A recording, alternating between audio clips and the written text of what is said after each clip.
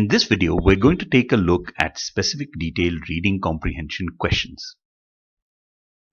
Specific detail questions are among the most important reading comprehension questions in the verbal section because 6 to 8 out of the 10 reading comprehension questions will be of this kind.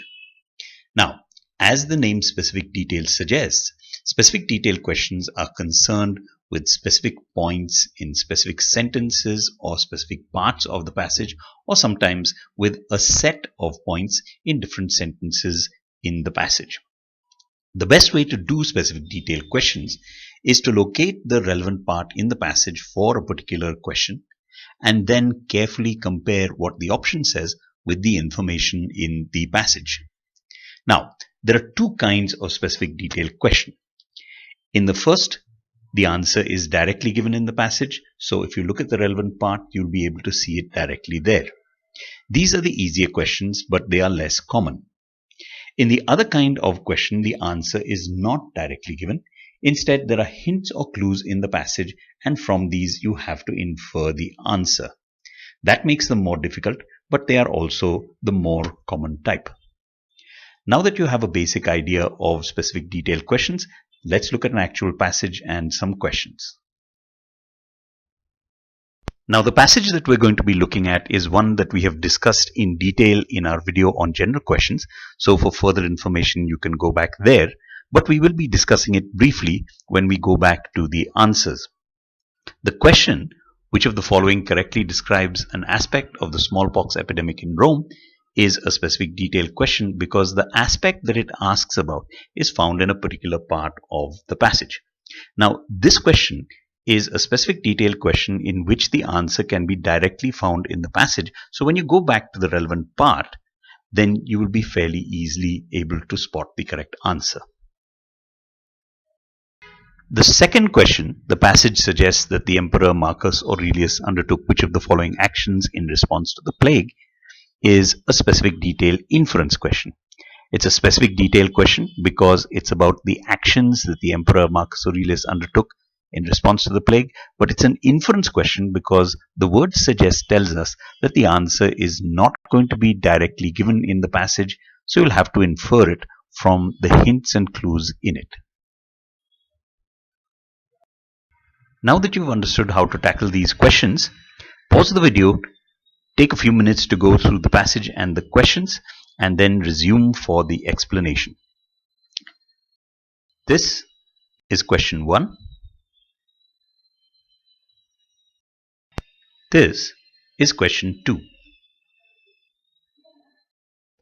Now that you've had a look at the passage and questions, let's discuss the answers. Now, the passage basically tells us three things.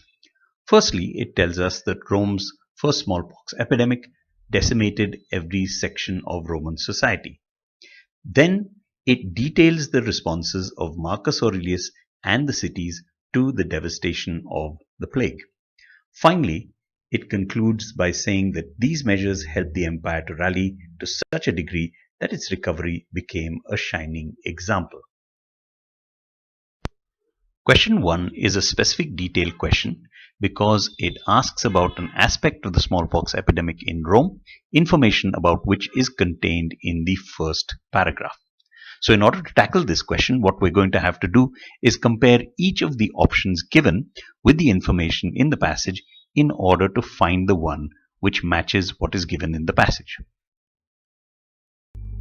Option A says it was a singular event in Roman history, which means it happened only once, but the first sentence says it was Rome's first smallpox epidemic, which means that smallpox epidemics happened again, and so the statements in the passage and in the option are contradictory.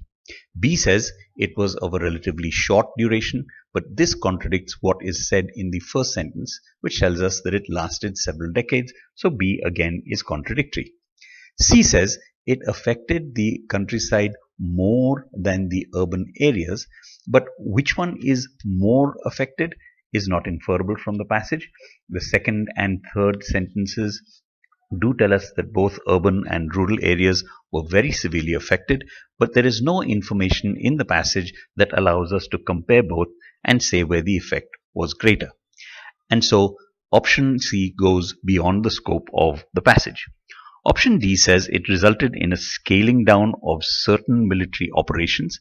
The passage, however, says plans of war too were abandoned. Now, when it speaks of plans of war, it's talking about plans in war in general, not just certain military operations. And when it says that they were abandoned, that means they were given up completely and not just scaled down or reduced in scope, as option D says. Thus, option D is an understatement and can be eliminated. Now, we have eliminated options A, B, C, and D, and the only option left is E, which we are quite sure is correct because all of the others are clearly wrong. Now, we can confirm from the passage that this one is actually correct because the second sentence says, in its wake, community organizations collapsed, prestigious magistrates' posts went vacant, and town councils ceased to function. And as we can see from this, the smallpox plague did have an impact on governance, and so option E is actually correct.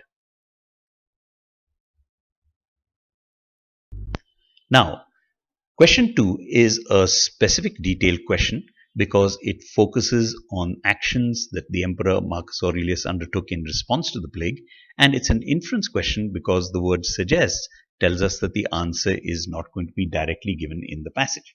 And there is a small complication that we have to deal with in this question. The actions of the Emperor Marcus Aurelius in response to the plague are given in the first sentence of the second paragraph, but as we will see, none of the options that correspond to the information there are actually the correct answer. And the correct answer is not in that place in the passage, it's somewhere else, and so has to be linked back to the Emperor Marcus Aurelius. Now, the way to deal with this question again is through elimination. So we take each of the options, compare them carefully with the relevant part of the passage, and we knock out the ones that don't match and use this to get to the right answer. So let's have a look at the options. Option A says he raised up armies of slaves and gladiators, which means he brought his armies into existence from nothing. But the passage tells us that the Emperor Marcus Aurelius responded to the plague by filling the vacant ranks in his armies with slaves and gladiators. This means that the armies were already in existence, some of his men had died, and these were replaced, and therefore option A is distorted.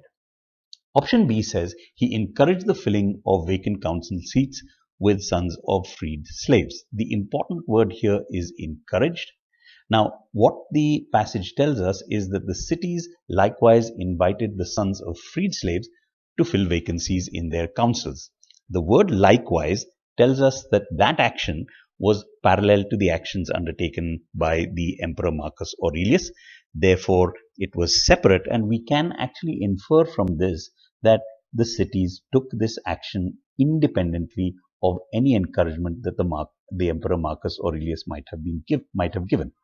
And therefore, option B is not inferable from the passage. Option C says he cut military campaigns short, and the passage in the first paragraph says plans of war too were abandoned.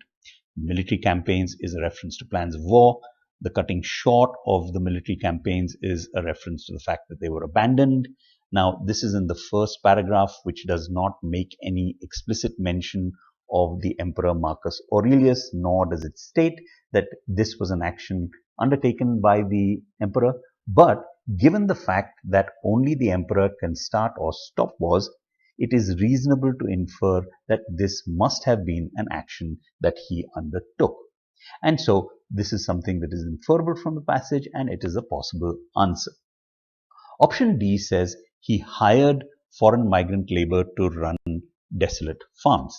Now, this is contradicted by the passage, which tells us that foreign migrants were used in resettling farmsteads, not just merely to run them, and so option D is distorted. And option E says he invited foreign migrants to rebuild cities. Now, this again is contradicted by the same sentence, which also informs us that they were used in resettling the cities, not rebuilding them, and so option E is also distorted.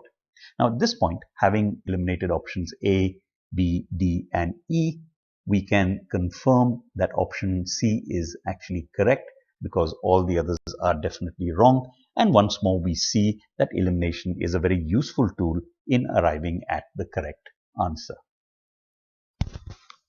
So let's sum up what we've learned about tackling this question type. When you're answering specific detailed questions, carefully compare the options with the relevant part or parts of the passage. Now, what this means is that it's going to be a good idea to go back to the passage, read it carefully, and carefully compare it with what the option says. Do not depend on memory alone, at least not initially, because often your memory will not be accurate enough to help you to spot the mismatch or to make the match. Secondly, use elimination. Very often, this will be how you come to the right answer, because there are going to be many occasions where you cannot spot the right answer initially, but you will be able to make out the wrong ones, and you can get to the right answer by knocking out the wrong ones. So eliminate options that are too broad, too narrow, contradictory, irrelevant, distorted, or simply not inferable.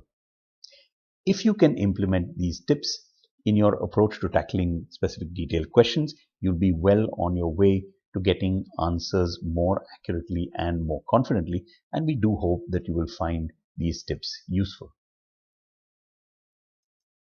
This was a Dilip Oaks Academy presentation. If you found it useful, we'd encourage you to check out our other videos on other question types in the verbal reasoning question, and question types and strategies for analytical writing and for quantitative reasoning as well. You could also sign up for a free demo lecture in which you'll be able to attend one of our live online classes. And if you're interested in in-depth preparation for the GRE, do join one of our courses. We'd love to see you there. Thanks for watching.